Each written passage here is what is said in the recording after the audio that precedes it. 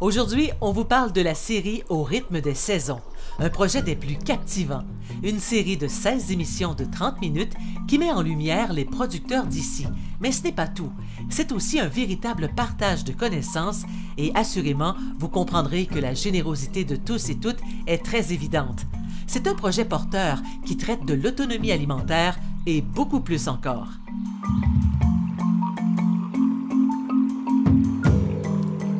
Parce que c'est ça le but, dans le fond, c'est qu'à un certain moment, on va enlever l'eau du pot. Exactement. Là, je le laisse là-dedans. Mick, ma chaudière, c'est pleine. Il va en prendre une autre.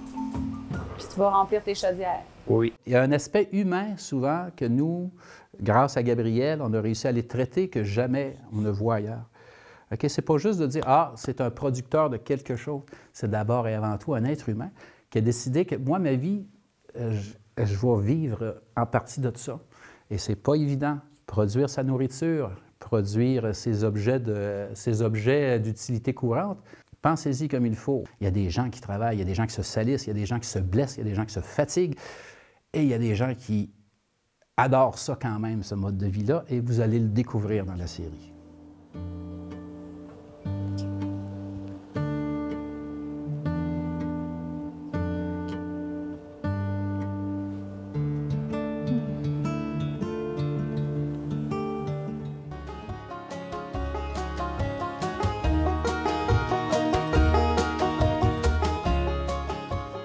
Donc, lorsque nos petites tomates ne sont pas encore sorties, mais à un moment donné, elles vont sortir, puis elles vont manquer d'espace et de nutriments dans ces petites cellules-là. L'animatrice et co-réalisatrice de la série Au rythme des saisons, Gabrielle Saint-Pierre, nous transmet sa passion et navigue avec brio dans son élément.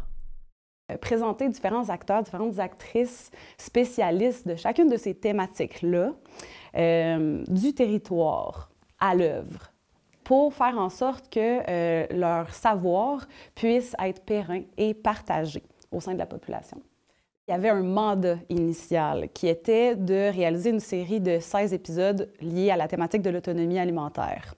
Et donc, on est parti de ça pour créer 16 épisodes d'une trentaine de minutes, qui est un total au final d'environ 8 heures de contenu, ce qui est quand même pas pire. Des personnes qui aiment l'autosuffisance, se débrouiller dans la vie, dans tous les métiers, hein, mais surtout dans le côté agriculture. J'étais vraiment surpris d'avoir vu autant de jardins autonomes, puis des personnes qui sont quasiment à temps plein là, à travailler leur terre, puis à créer un milieu de vie. J'ai fait appel à Diego Marasco, qui s'est joint à l'équipe pour le projet, qui lui avait beaucoup d'expérience au niveau de la réalisation de séries, mais au niveau d'une télévision d'État en Argentine. Donc, s'il n'y avait pas, moi, s'il y avait un scintillement en arrière, nous, on le laissait passer, Diego ne le laisse pas passer. Donc, ça a assuré une qualité pour que ce soit exportable. Puis, en même temps, là, ça nous a fait peut-être une recrue pour des projets à venir. Bien, mon rôle a commencé l'été 2023, en fin de compte, comme réalisateur. Puis aussi, après, pour faire les graphismes et le montage de l'émission. Ce qu'on a réussi à créer avec les participantes dans ce projet-là, ça fait quand même, ça clôt le cycle, hein, parce que, étant donné qu'on s'est inspiré de chacune des saisons et de ce qu'il y a à faire en termes d'activité à chacune de ces saisons-là, on fait quand même le tour, de l'autonomie alimentaire. C'est quoi le rôle de la reine, en fait, dans une ruche? Pourquoi elle est si importante?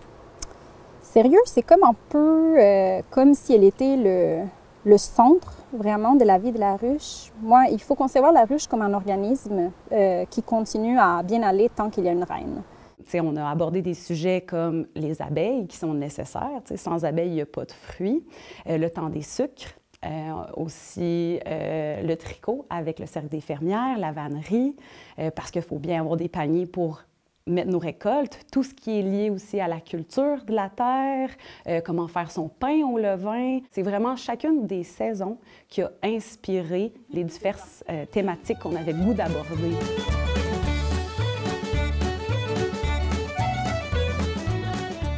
c'était vraiment le fun.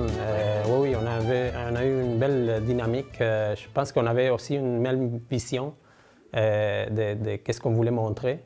Je pense que l'importance du collectif et de la communauté est ressortie d'une certaine façon quand on prend un pas de recul puis une certaine perspective de toute cette série-là. Puis à quel point, justement, le territoire du Bas-Saint-Laurent et de partout, en fait, au Québec puis ailleurs dans le monde, c'est foisonnant. Il y en a des initiatives, il y en a des gens intéressants, motivés, qui font des choses vraiment tripantes, tu sais. Au total, là, c'est une dizaine de municipalités qu'on a visitées là, pour aller à la rencontre de différents spécialistes des thématiques qu'on souhaitait aborder. Donc, on est allé autant au Témiscouata, à Lejeune, qu'à l'Île-Verte, à Trois-Pistoles, à Notre-Dame-des-Neiges, Saint-Clément, Saint-Valérien, le Bic. C'était une expérience incroyable, puis voir le dévouement des participants, leur passion transmise dans ces séries, pour moi, c'était une richesse.